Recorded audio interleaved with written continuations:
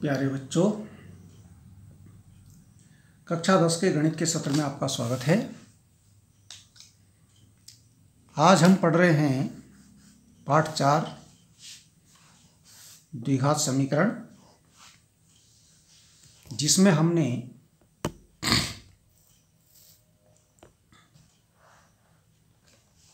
पढ़ना है प्रश्नावली 4.2 का प्रश्न नंबर 3। ऐसी दो संख्याएं लिखिए जिनका योग 27 और गुणनफल 182 हो।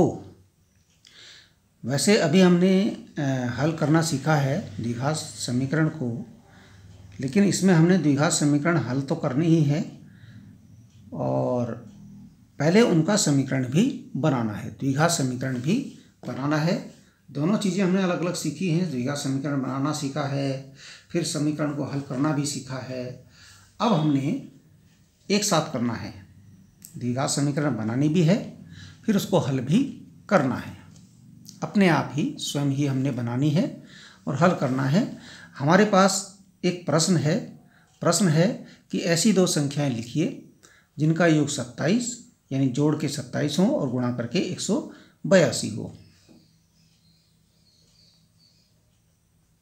देखिए,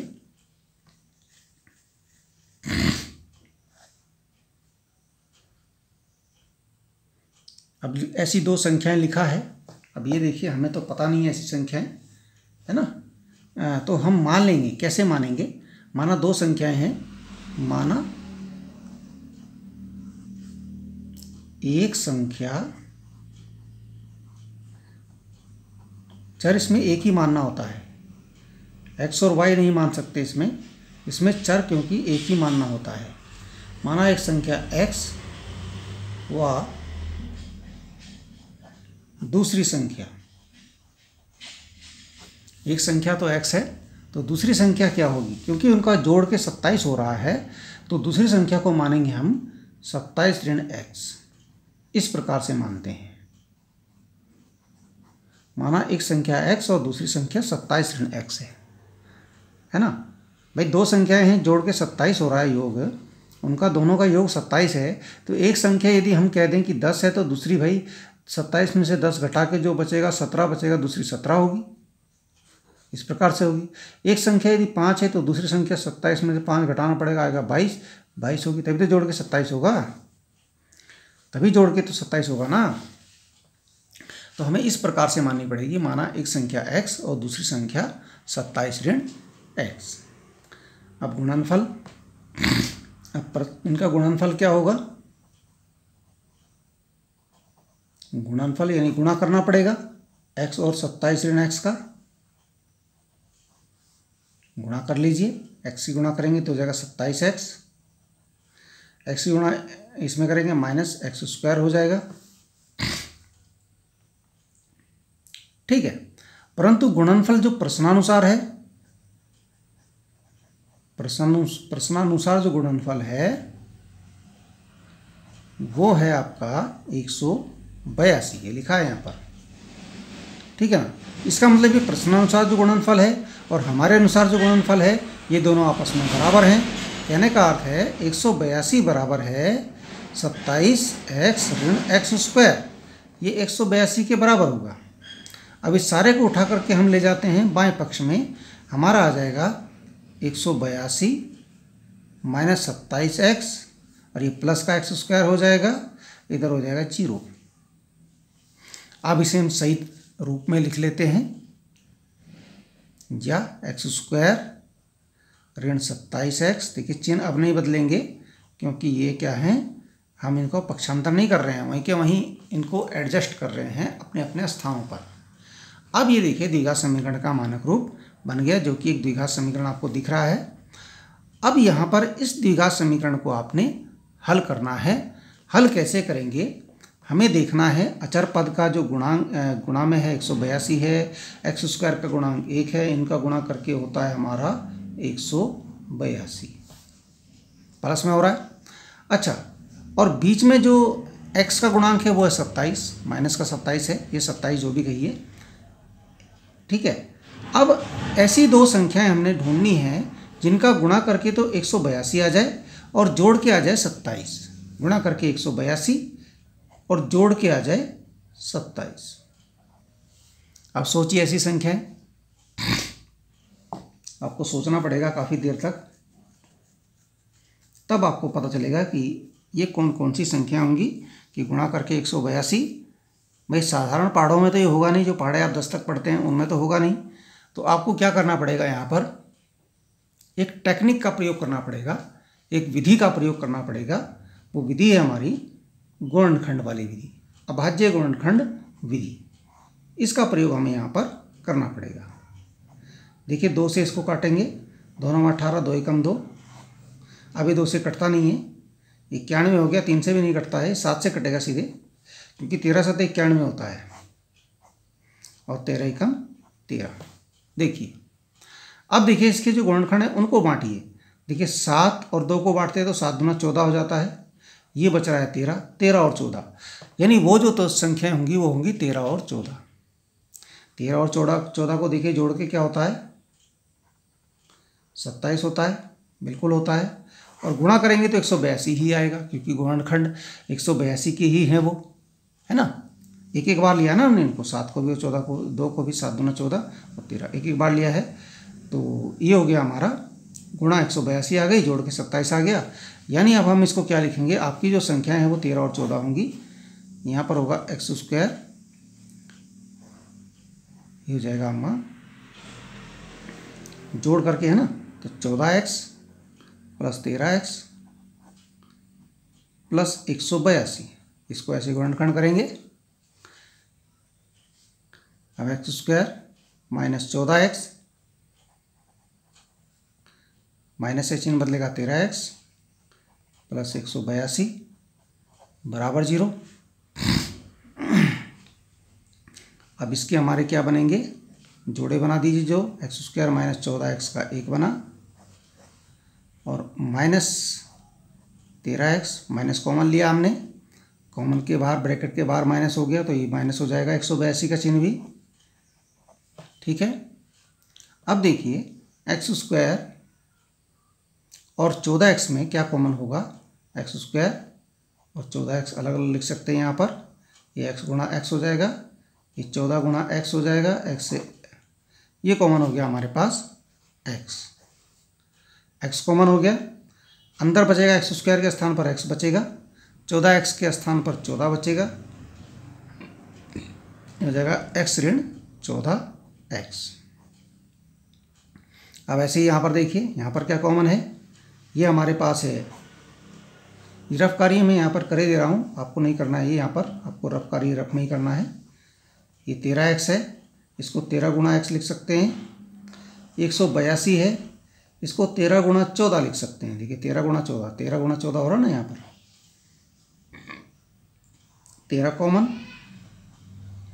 हमारे पास बचा, यहाँ पर जा x, यहाँ बचा 14, यानी x ऋण 14। देखिए हमने गलती से x लिख दिया यहाँ पर, हमारा हो गया यहाँ पर x ऋण 14 है, यहाँ भी x ऋण 14 हो गया, तो x ऋण 14 और यहाँ हो गया x ऋण 13, ठीक है। ये इसके गुणनखंड हो गए, ठीक है। फिर वही तरीका, यदि x ऋण 14 बराबर 0 तो x बराबर 14 पक्षांतर हो गया, और यदि x ऋण 13 बराबर 0 तो x बराबर 13। मतलब पहली संख्या 14 भी हो सकती है और 13 भी। यदि पहली संख्या आप 14 मानेंगे तो आपका आंसर हो जाएगा 14 13, दूसरी संख्या 13 हो जाएगी। यदि आप पहली संख्या 13 मानेंगे तो दूसरी संख्या 14 हो जाएगी। दोनों आंसर ठीक रहेंगे। आपका आंसर आप 13 14 लिख दीजिए या 14 13 लिख दीजिए, हमें नहीं पता पहली संख्या बड़ी है कि दूसरी बड़ी है, ठीक है ना। तो आंसर क्या हो जाएगा, अतः अभीष्ट संख्याएं जिनकी हमें आवश्यकता थी वो संख्याएं हैं 13 व 14, ठीक है ना। आप 13 14 ले लीजिए या 14 13 ले लीजिए, एक ही बात है, ठीक है। ये आपका आंसर होगा। देखिए इसमें प्रश्न नंबर 2 है, दो नहीं है ये 3 था वो, ये 4 है, ठीक है ना।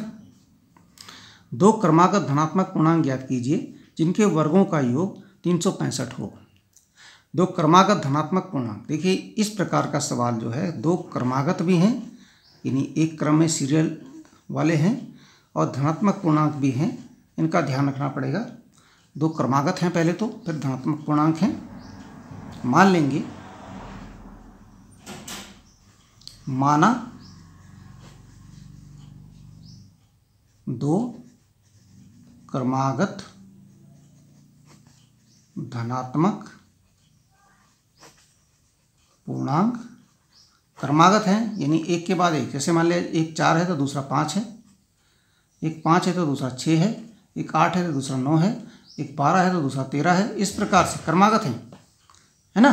तो हम कैसे मानेंगे भाई, एक 12 है तो दूसरा 13, इनकी एक बढ़ा के है, एक 5 है दूसरा 6 है, छोटा 5 है दूसरा एक बढ़ा के है, एक बढ़ा देंगे। तो मान लिया हम पहला एक है x, दूसरा होगा x+1 है। माना 2 क्रमागत धनात्मक पूर्णांक x, यहाँ वह भी लिख सकते हैं x व x+1 है, ठीक है ना। अब देखिए, अब इसने कहा कि इनके वर्गों का योग, अब इनके वर्गों का योग कर लेते हैं, वर्ग यानी कि स्क्वायर करेंगे, वर्ग यानी कि स्क्वायर। जैसे x का वर्ग क्या हो जाएगा, x का वर्ग प्लस x+1 का वर्ग, ठीक है ना। x का वर्ग, वर्गों का योग है ना, वर्गों का योग, ये वर्गों का योग है। x का वर्ग प्लस x+1 का वर्ग, इसका योग। अब प्रश्नानुसार कहा, प्रश्नानुसार वर्गों का योग क्या है, प्रश्नानुसार वर्गों का योग, प्रश्नानुसार जो वर्ग है जो है उनका योग है 365, यानी इनका योग जो है 365 है। यानी कहने का अर्थ है कि ये जो वर्गों का योग है ये 365 के बराबर है, यानी x² प्लस x+1 का स्क्वायर बराबर 365। अब x² को तो हम ऐसे ही लिख सकते हैं, लेकिन x+1 का स्क्वायर ऐसे नहीं लिख सकते, इसे हम a+b के होल स्क्वायर से इसको खोलेंगे। ये होता है x+y का होल स्क्वायर जो होता है वो होता है x² plus 2xy 2x × 1 plus y² यानी कि 1 का स्क्वायर बराबर 365, x² प्लस x² फिर 2x × 1 हो गया, 2 × 2x, 1 का स्क्वायर 1 हो जाएगा 365। अब देखिए x² और x² कितने हो गए, ये हो गए 2x²। गलती से x की घात 4 मत कर देना, क्योंकि ये गुणा नहीं है, गुणा में घातें जुड़ती हैं, जोड़ में नहीं जुड़ती। ये हो जाएगा 2x² प्लस 2x प्लस 1 बराबर 365। 365 का पक्षांतर कर दीजिए, 2x² plus 2x plus 1 minus 365 बराबर 0, ठीक है। ये हो जाएगा 2x² प्लस 2x, अब ये घटेगा, एक इसमें से घटेगा, माइनस 364 हो जाएगा बराबर 0। अब 2 से इसको क्या कर दीजिए आप, 2 से कर दीजिए भाग, 2 से ये भी घटेगा, ये भी घटेगा, और ये भी एक सम संख्या है तो 2 से ये भी घटेगी। 2 से भाग करने पर, 2 से जब हम भाग करेंगे तो क्या हो जाएगा, ये 2 कट जाएगा, x² रह जाएगा, ये 2 कट जाएगा, x रह जाएगा, और यहाँ हो जाएगा 182।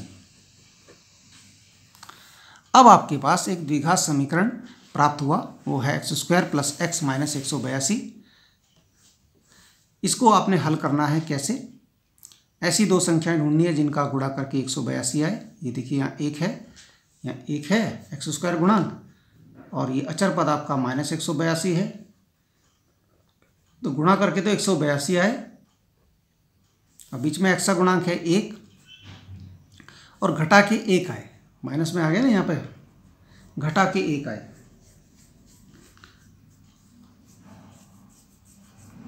ठीक है ना। अब 182 के हमने पीछे भी अभी गुणनखंड किए थे,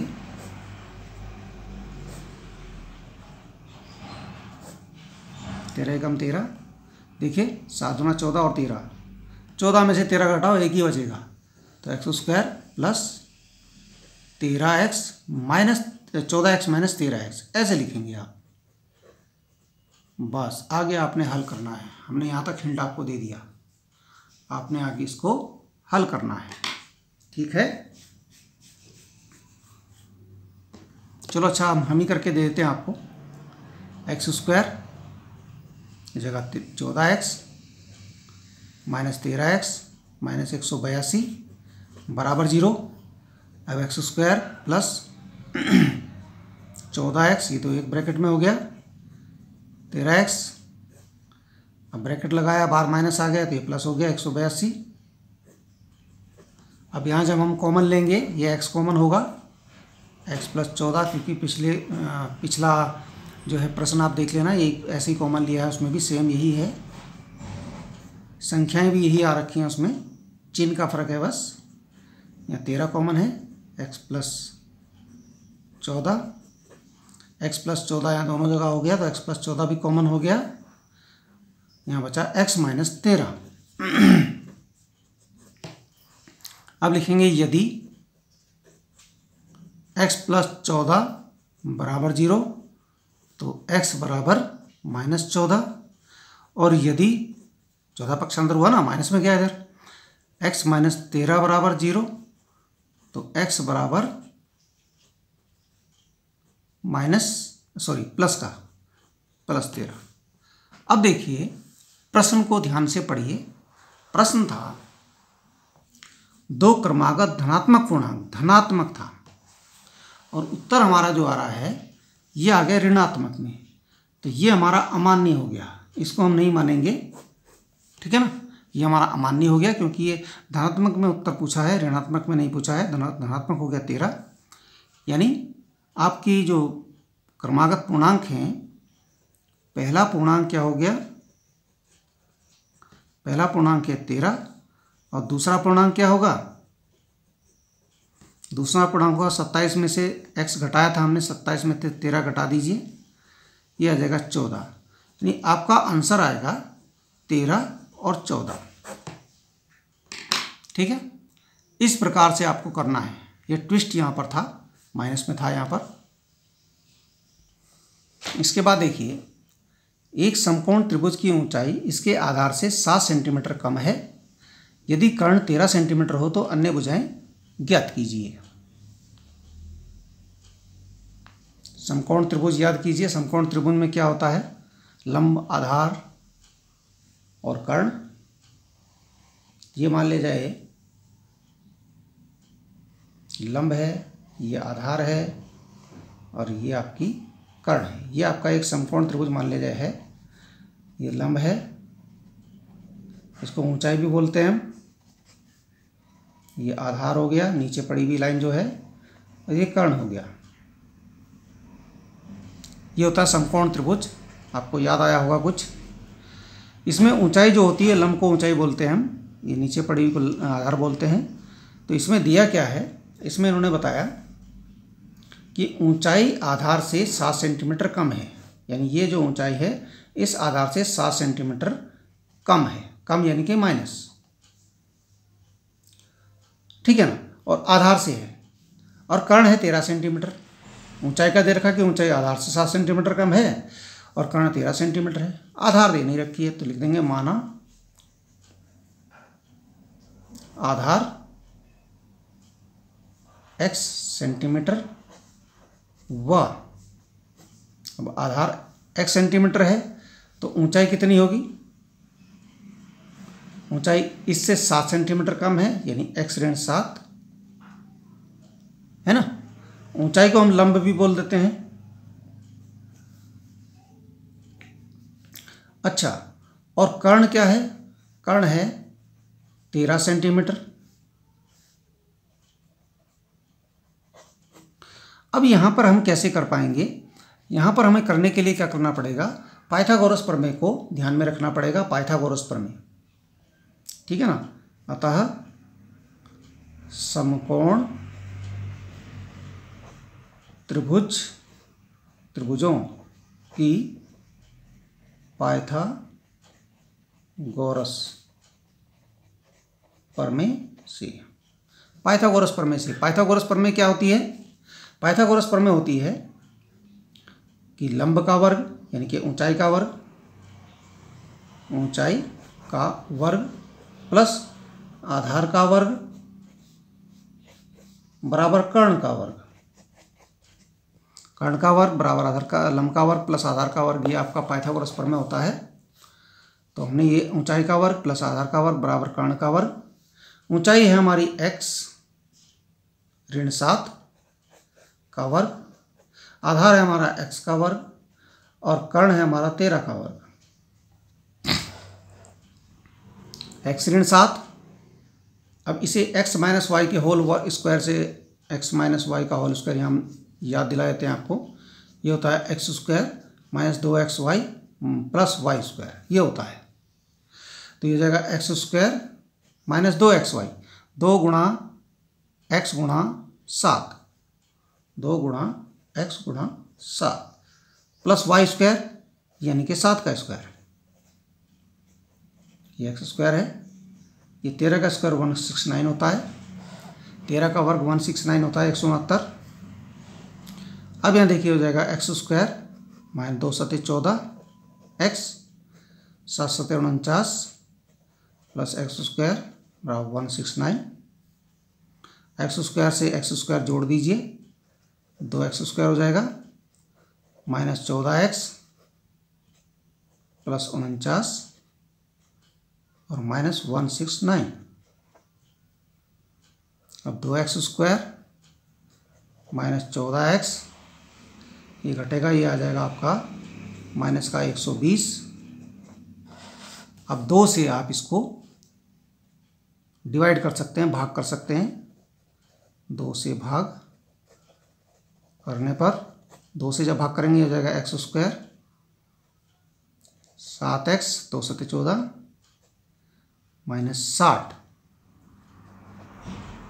अब देखिए, अब आपको क्या करना है, इसके गुणनखंड करने हैं, गुणा करके 60 और घटा के 7, तो आपको ये करना है। ठीक है, आप स्वयं इसको करेंगे, मैं इसको आगे नहीं बताने जा रहा हूँ क्योंकि आपको गुणनखंड करना आता है।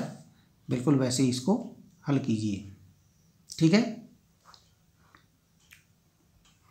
अब देखिए हमने आपके लिए कुछ प्रश्न करने के लिए भी दिए हैं। फिर जब ये 3 प्रश्न हमने बताए हैं तो कुछ करने के लिए भी दे दिए गए हैं, ये आपने स्वयं करने हैं। देखिए प्रश्न लिखा है 2 क्रमागत धनात्मक पूर्णांकों के वर्गों का योग 113 है, धनात्मक पूर्णांक ज्ञात कीजिए। ओके, ऐसा प्रश्न हम बता चुके हैं। इसके बाद फिर देखिए दूसरा प्रश्न, 2 क्रमागत धनात्मक पूर्णांक ज्ञात कीजिए जिनके वर्गों का योग 761 है, 761 है। ठीक है ना, क्रमागत पूर्णांक है, ऐसा प्रश्न हम कर चुके हैं, इसलिए हमने इस प्रकार के 2 दे दिए आपको। इसके बाद है एक समकोण त्रिभुज का लंब आधार से 2 सेंटीमीटर अधिक है, यदि कर्ण 10 सेंटीमीटर है तो त्रिभुज का लंब व आधार ज्ञात कीजिए। ठीक है ना, ये भी समकोण त्रिभुज वाला प्रश्न हमने किया, बिल्कुल वैसे ही इसको कीजिए। इसके बाद देखिए ऐसी 2 संख्याएं ज्ञात कीजिए जिनका योग 35 व गुणनफल 300 है। अभी ऐसा सवाल शुरू में हमने किया था, ऐसी 2 संख्याएं जोड़ के 35 और गुणा करके 300। ठीक है, ये आपको ज्ञात करने हैं। ठीक है, ओके एंड थैंक यू।